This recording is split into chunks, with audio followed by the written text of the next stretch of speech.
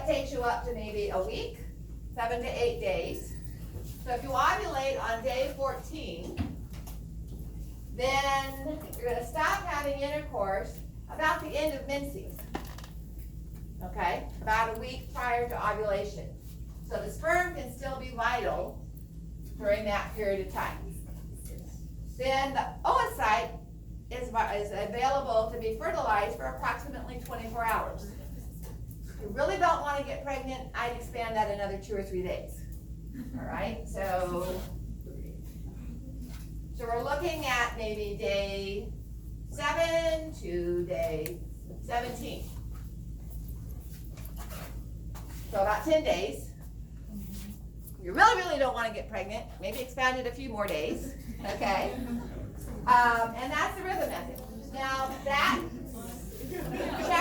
checking cervical mucus for the ferning, I haven't gotten into that, but cervical mucus thins at ovulation to make it easier for the sperm to get through into the uterine cavity. That's most helpful when you're trying to get pregnant. All right, when you're trying to figure out when you've ovulated, when is the best time for the sperm to enter the female reproductive tract. It's not as helpful when you're trying not to. The temperature, elevation of a few tenths of a degree, and so on. Okay? So, abstinence is the best if you just really don't want to worry about anything actually happening. So, then there come the methods of blocking. So, putting a barrier. So, this is not interfering with the egg release or the sperm release. Okay? It can be done surgically, or it can be done by just using a condom. Or in the female, there are female condoms. I've never tried one, so I have no idea what. The diaphragm is a cup-like structure that has a thickened rim, and it fits around the cervix as it dips down into the vagina. If you have kids or gain or lose weight, that has to be resized. Could you not feel that? I'm confused how that works. The diaphragm? Yeah. So it has to be inserted, obviously, prior to intercourse. And it's about that big.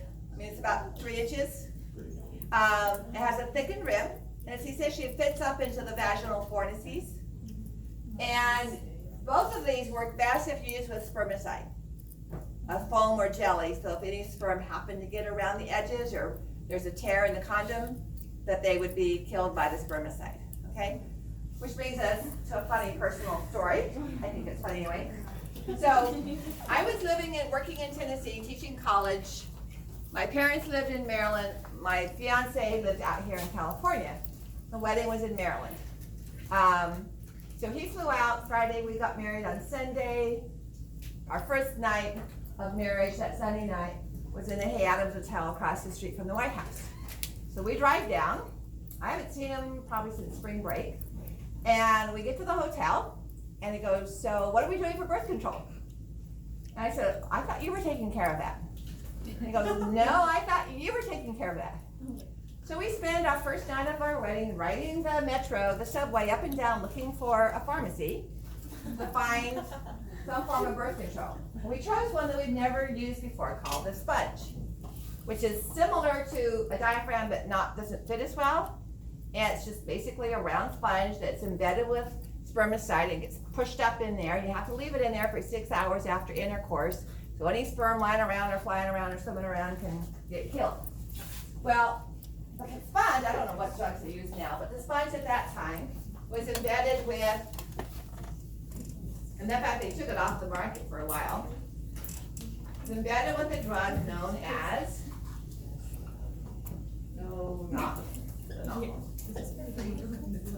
and so we used it. The next morning, like 3 hours later actually, I felt like I had the flu. The next 3 days, every time we had intercourse and we used the sponge, I had the achy joint, just feeling like I had the flu. I finally linked it to this, but of course, I have to leave it in there for 6 hours. Take it out, I feel fine within 30 minutes. So I decide I can't use that.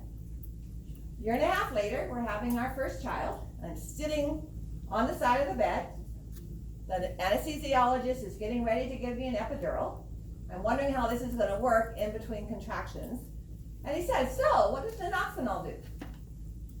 I'm like, I'm about to have a baby. Why are you asking me what a spermicide? Obviously, we didn't use it. So I said, it's a spermicide. Why are you asking? They said, well, you have it on your chart that you're allergic to it, and I don't know what it is. So I haven't tried it since then, but that's another kind of barrier, all right? So some kind of foam or jelly or whatever. Now, my sister wanted to have 4 kids.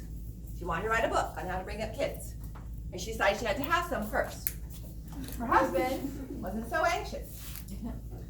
So she decided to cut back on the spermicide. And she said, Marcie, I prayed about it, and I decided I would do my part by not using so much spermicide, and if God wanted us to get pregnant, the sperm would make their way through. And she bought some poked holes in the condom too. And I said, that's kind of like jumping off a cliff, and if God wants you to live, he's gonna send an eagle to catch you and you don't hit the ground.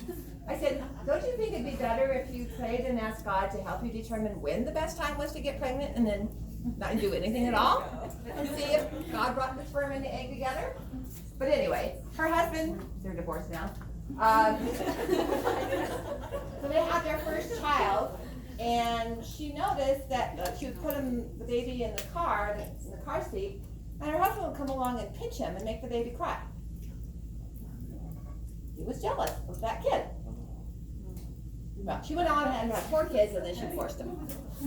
But, so that is, I don't ask my family for permission to tell stories about them, because they would probably say no, so I just do it. So this is a form of barrier without surgery, right? Then we've already mentioned the surgical methods. So cutting the vas deferens is a, what's the term? Vasectomy. Obviously, that's going to keep the sperm from getting to the egg, even getting out of the male reproductive tract. In the female, if we leave it to the fancy anatomical words, remember, salpinx was another name for the oviduct. In regular English, this is known as a tubal ligation, okay? Cutting of the oviduct. In either case, you should plan on reversing it, okay? Hormones, remember, are still produced. The egg is still ovulated. The vas deferens, the sperm or spermatozoa are still developing and moving into the epididymis. They just can't get from the proximal region of the vas deferens into the urethra. But the glands are still seminal vesicle, prostate glands, vulvourethral. So when the guy ejaculates, he's got all the fluid from those glands without the sperm. So there shouldn't be much difference in volume, okay? Then you have ways of birth control that allow the egg and the sperm to meet, but don't allow them to implant, okay? So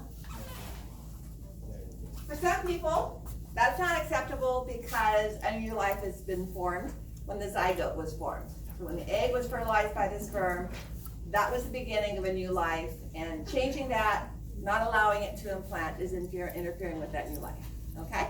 But for some people, it's just a few cells. So until it actually has formed an embryo, it's just a cluster of cells, there's no heart beating. So like I said, I'm just putting information out to you. I have my own reasons for what I use, and other people, I want you to have that information, all right? So, an IUD is an intrauterine device.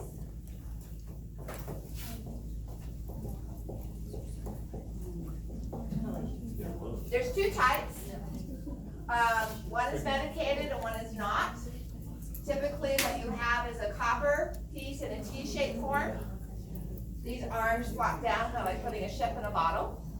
And that fits into the uterine cavity like this. It disturbs the ion charges lining the uterine cavity and prevents the embryo from the blastula from implantation, okay? When coated with hormones, it also interferes with ovulation. So it's like taking birth control pills on your IUD. So it prevents the egg from being ovulated, and but if it is ovulated, then the IUD is still there, so the drugs, the hormones on there should prevent the egg from being ovulated. So if it is ovulated, and it meets the sperm and forms the zygote and the blastula, then the changes in the uterine lining prevent implantation from occurring, okay?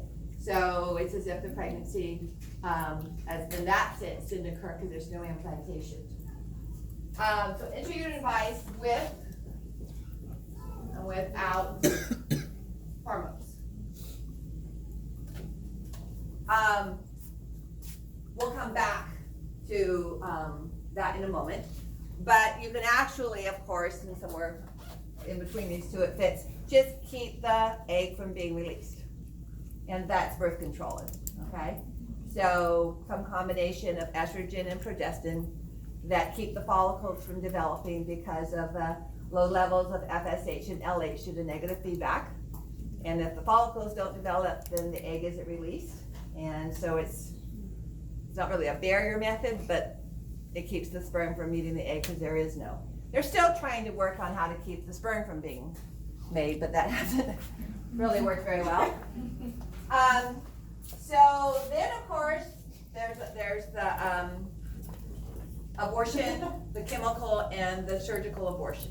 All right. So that's after implantation.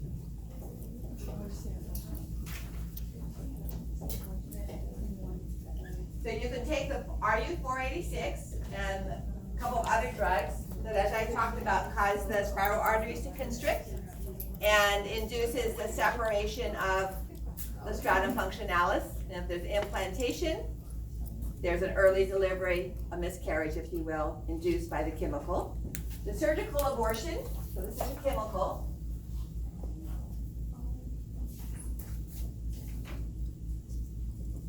And the surgical abortion, obviously this isn't going to work if you're too far past about 10 weeks or so. Surgical abortion is basically a D&C, where the cervix is dilated, and a scraping knife, that's the curettage, the dilation is the D, dilating the cervix, and the curettage is basically taking a knife blade and scraping the stratum functionalis off of the stratum basalis. And if there's an embryo implanted in the stratum functionalis, then that's scraped off with it. So the result is the same. Implantation has occurred, and the decidua, all the deciduas are removed, along with the chorion tissue, either chemically or surgically. Okay? All right. We'll be done with lecture for this unit. So I'm going to go, the lab tech isn't here, so the eggs are in the bottom of the beaker and sperms are in the bottom of the beaker, and so I'm going to go put them in the ocean water. So what we're going to do, if you read ahead, I'll show you the sea urchins. We don't really know which one is female and which one is male until they start producing. The eggs are yellow and the sperm is a white solution. So the sea urchins are turned over to see the mouth, and potassium chloride is injected into that. And then at the top of the sea urchin, so then we put them on a beaker, and at the top of that they'll spew the ova or they'll spew the sperm. Okay?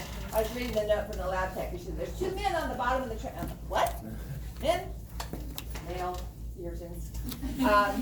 So we don't want to introduce sperm into our beaker of eggs, and then they'll all get fertilized. Okay? So the ova are going to be over here with little pink labeled pipettes. And the sperm will be over here with little blue labeled pipettes. Okay?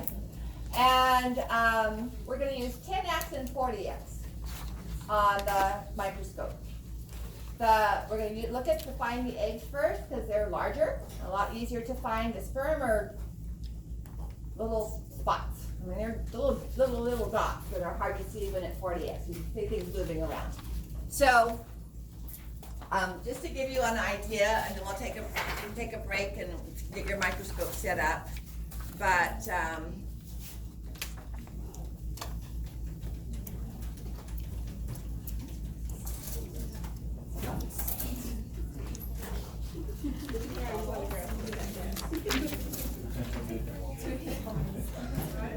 Did you just steal my quiz? I'm sorry, I just. so these are the sea urchin eggs. membrane popping is the equivalent of the, well, has it lasted long? Let me get a different one. That membrane popping is the equivalent of the zona pellucida undergoing a block to polyspermy. See how long this is gonna be. Sea urchin, sperm and egg do their thing to music. I don't think so.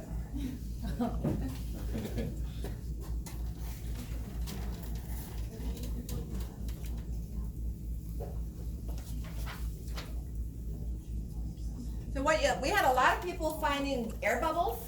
They had black rings and kind of silver in the middle. Those are not the eggs.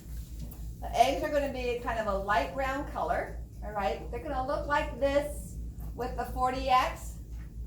And when the sperm come along and one actually gets to the membrane of the oocyte, see that ring up there? You can see a little bit of a sperm. They're not very many. We're going to try to get a few more than that. But this ring, here's one developing here. That shows that the sperm head is entered into the egg, okay? And that movement of the fertilization or vitelline membrane outward is a sign of fertilization. So it happens pretty quickly. Still want a better picture. What was the one I showed last night?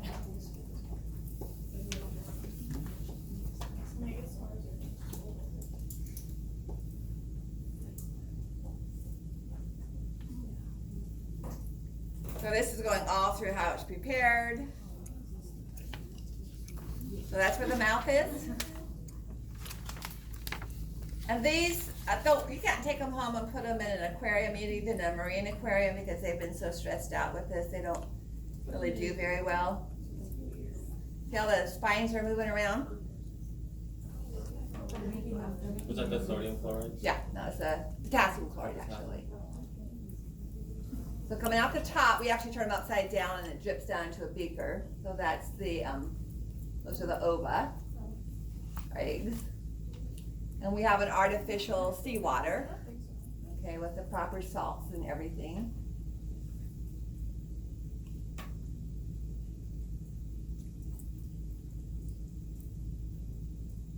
You want to swirl the beaker that has it in there. So we use a depression glass. You want to touch it lightly with your finger. You don't want the depression on the bottom of it. Okay, you want to have the depressions where you put no more than 2 drops of the ova. We're going to do that first.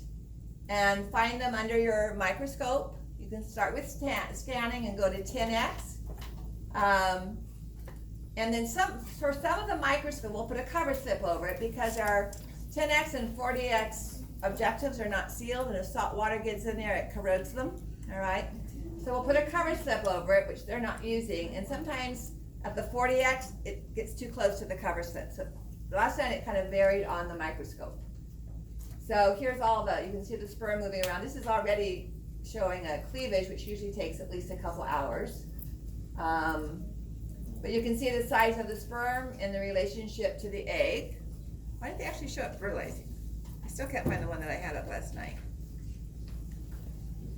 Well, that's why you want to find the egg first, okay? So looking for.